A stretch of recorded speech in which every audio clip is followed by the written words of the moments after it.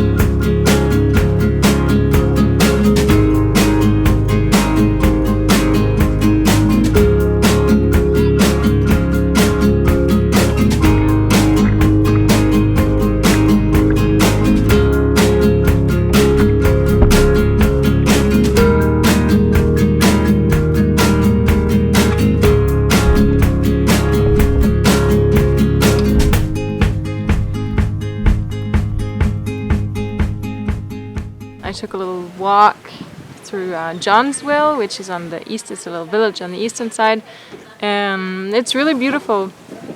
You know, these little colorful houses, and there's not a lot of people, but the people that I met, they're all super friendly. They're all smiley, you know, and like saying like, "Hey, good morning," or "How are you?"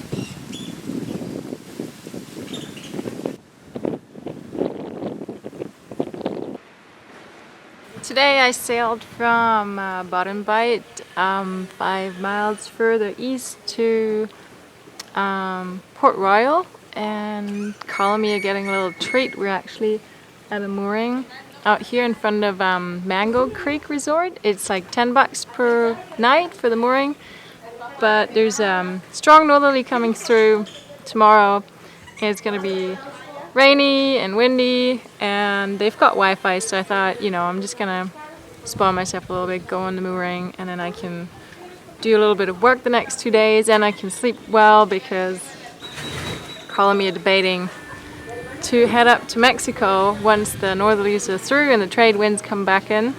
So that's gonna be on Sunday, and it's what is it? I think it's Wednesday today. So yeah, it's really neat here. It's really pretty. They have these little bungalows on stilts, and they all have a different color with a little hammock in the front. It looks really nice. And well, if the weather's not too bad, it looks really great for snorkeling too, and the scenery is beautiful, so that's cool. Well, it was only a short little sail, but we did sail wing on wing. That was cool. And I'm really surprised though, I mean, there was hardly anyone who was 5 to 10 knots, but still we were making like 3.5, 3.8 knots. So I'm pretty amazed, and I mean, Karl is heavy, but yeah, that big gen on the front seems to be working pretty well, especially going downwind or boom reach.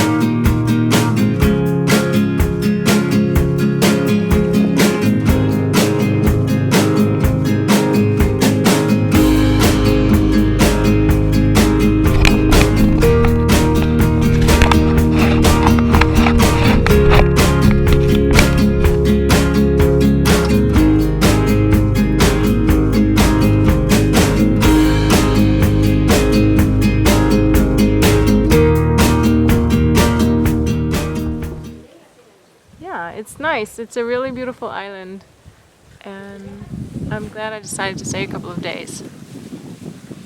Wow. Kind of like hiding from my next solo passage, I guess. But, you know, I haven't been solo sailing for a while. It's been, I don't know, like 6 months or something. So that's a long time, and I feel a bit rusty. Yeah. Gotta figure out what's going on and find some balls and then go.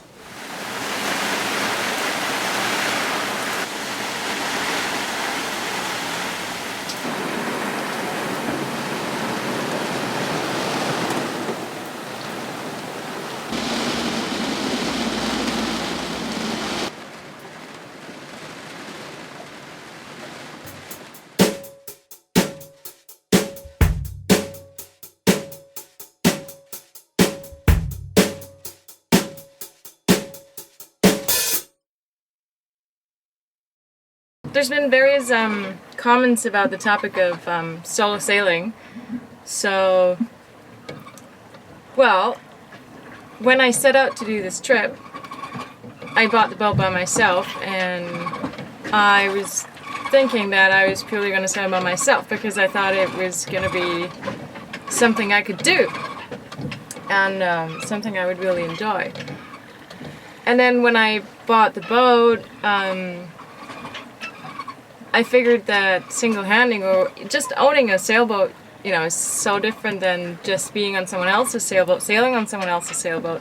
So I had to build up a whole new confidence of, you know, of owning a boat, of, you know, all the maintenance, all the checking, if everything is alright, and also I had to figure out how to deal with my anxiety going sailing by myself. And well, it took me a while, and then I think now, or I think by the time I left the Semblas Islands, I was feeling really comfortable going by myself for day trips. That was something, you know, picking up the anchor, going somewhere for whatever, between 5 and 40 miles, and then anchor somewhere, you know, arrive anchor and live at anchor by myself. That's something I can totally do and I feel totally comfortable with. But then I started to do overnight passages, and I did those 2 overnights going to, it was 2 nights and 2 days going to Cartagena, and the same thing coming back.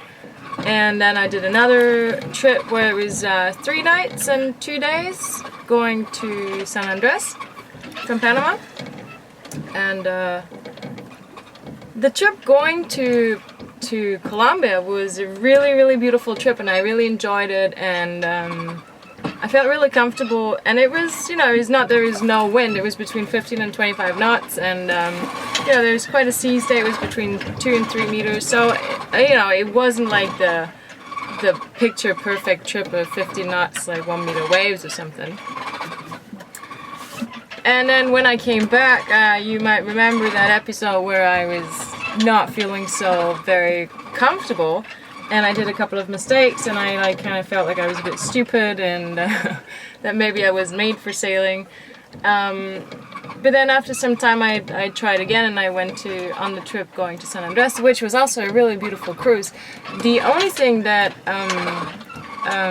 that is really turning me off a little bit is that I do get seasick. I never got seasick before I bought my boat. When I was sailing, I never ever got seasick. And I've been talking to a couple of people, and lots of people tell me the same, that it's, you know, the first 2 days they're seasick and then it just passes. And lots of people also tell me that it's an anxiety thing for them, and that it happens. And I think that's definitely something that's happening with me, because you know, I feel fine going on a day trip, but as soon as there's overnights involved, I notice that I'm kind of postponing the departure, and just thinking about the passage just, you know, makes my tummy go funny. And then the day I depart, you know, I can hardly eat, and do 1.7 knots.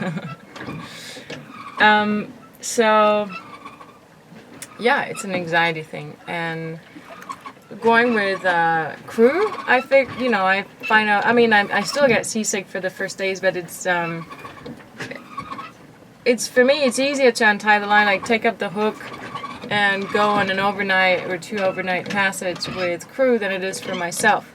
And so, I don't know, that's, you know, for me it was just comfortable going with crew for some while. And, you know, it's also the fact that I don't have lots of sailing experience, so for me, I felt it was, you know, it was good to sail with other people, learn from them, learn from myself, and not, you know, not totally stress myself going by myself.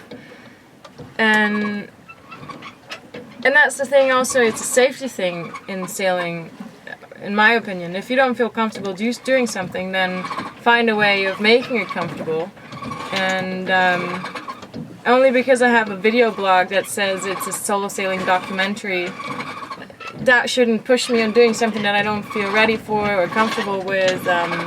So that's why whenever I feel the need, or also, you know, also if I just feel that it's gonna be nicer if I have someone with me for a certain trip, then I'm gonna do that. And so you could say, yeah, no, I'm not a single-handed sailor, like a pure single-handed sailor. I'm like, I don't know, like something in between, like someone who sails with crew and someone who sometimes sails by herself. That's what it's gonna be like.